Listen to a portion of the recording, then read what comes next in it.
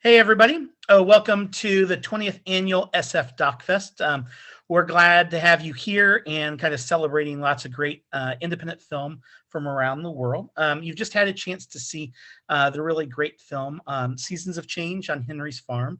And we're lucky enough to have part of the filmmaking team here, Ina Summer, director and producer of the film, and producer Tara Brockman. Thanks again for being here. Thank you. So, maybe a good place to start is, can you tell us a little bit about the genesis for the project and how you knew that there was this kind of larger film and story you wanted to tell?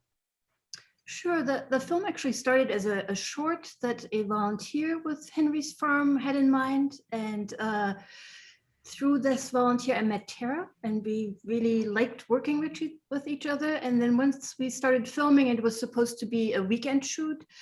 I thought there's more there. It's worth kind of staying a little bit longer with the story. And so this one weekend shoot turned into like 2 years of filming longer. And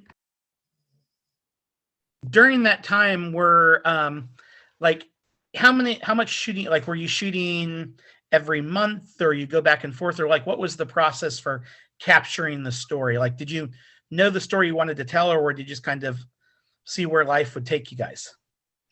So the story really grew organically. Initially, it was meant to be kind of a profile of, a farmer and his family and how they're growing really good food for us.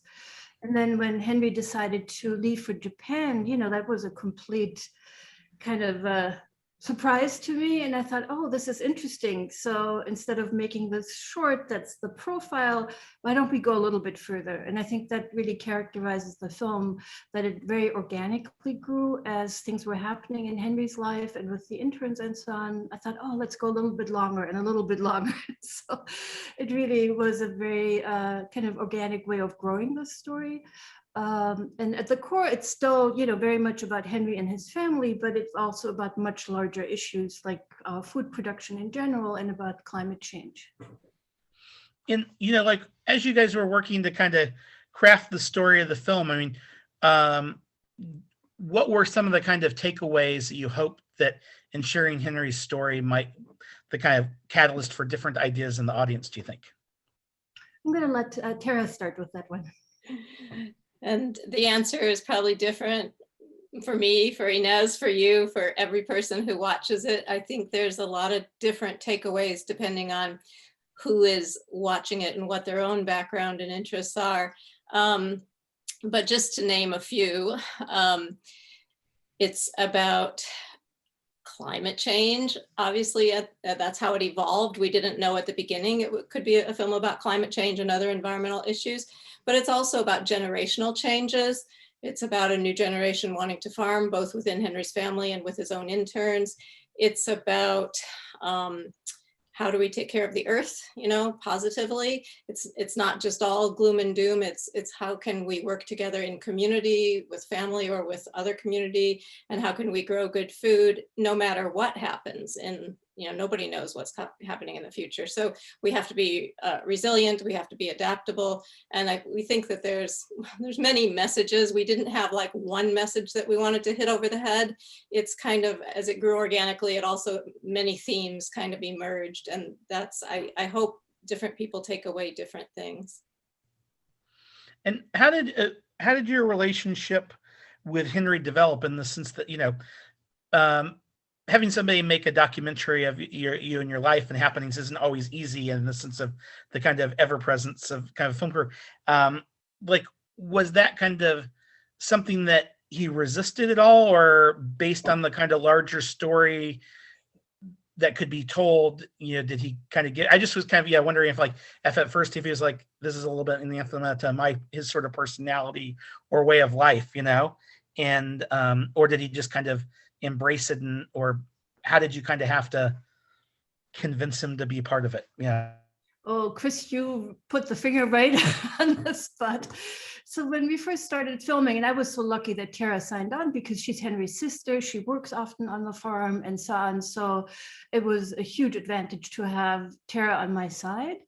I think when I first met Henry, he was like, yeah, it's okay. You can hang out with the camera, but just know I will never give you an interview. I don't have time for this. This is, just like an extra, but you're fine to just film, right? And so it took a little while for him to kind of open up to the idea that we would need one interview and two interviews, three interviews. So I think it's a matter of persistence, and that, also a certain amount of trust had to be developed, right? That I wasn't going to make some sensationalistic story or something that really has nothing to do with the experience of being on the farm. So I think those two things, investing time and patience and having Tara on my side definitely helped with that. No, I can imagine. So has he had a chance to see the film, and what is it? What's his thoughts about it now? Terry, maybe you want to comment on that? I think that it took him a while to get comfortable. He's basically, nose to the ground, work, do what he does, and, doesn't really need any distraction. And then I think as the film was developing, getting closer to finished and then finished, I think he was sort of nervous about being profiled and the center of attention, so to speak. Our first showing at Illinois State University Normal Theater was, I think, hard for him because there was 200, 300 people in an audience, and then he had to get up and speak afterwards. But as time has gone on, I think even at the first, he feels is an important thing for people to see, to feel, to experience vicariously, and to know how food comes to you and how we can raise this food in concert, in collaboration with nature, not as oppositional with nature, how we can keep clean water, clean air, good soil, how we can feed a next and next and next generation. So I think he thinks that the themes are important. And he also, in the end, I think was relieved that it was true to him and his farm and his family, et cetera. So, I think it was difficult because he doesn't want to be a center of attention, but on the other hand, it's such an important message. He's happy about it. Mm.